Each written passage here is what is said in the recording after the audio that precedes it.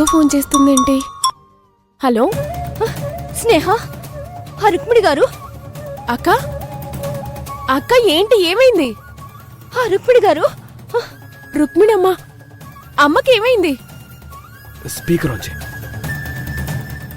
ఆవిడకేదో అవ్వడం కాదే, ఆవిడే ఒక అమ్మాయిని చంపబోయింది.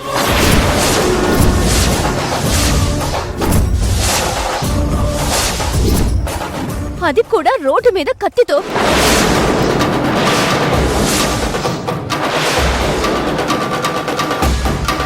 ఏం చెప్తున్నావో నీకు అర్థమవుతుందా? ఇది అబద్ధం. అమ్మ ఎవరినో చంపపోవడం ఏంటక్క? అసలు నీకేమైనా పిచ్చి పట్టిందా? పిచ్చి నాకు కాదే, రుక్మిణి గారికి పిచ్చి పట్టినట్టు కోపంతో ఒక అమ్మాయిని రోడ్డు మీద చంపబోయింది.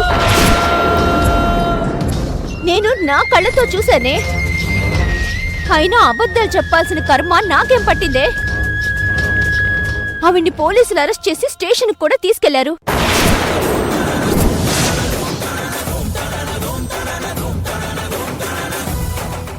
Police station? పదండి పదండి శివగారు. చిచ్చి, ఏం కర్మ నాకు దశలు. నేను రామ అన్నా దీనికి బూతులాగే వినిపిస్తుంది. కానీ వాళ్ళు ఎలాంటి వాళ్ళైనా ఏ మచ్చలేని మంచోళ్ళని అంటుంది. ఓవైపు పెళ్ళాగిపోయింది అనుకుంటుంటే మళ్ళీ తలపోట్లు ఏంటో అర్థమై చావట్లేదు. అయినా ఈ దరిద్రం అంతా ఆ కావేరి వల్లే మొదలైంది. చెప్తా దాని సంగతి.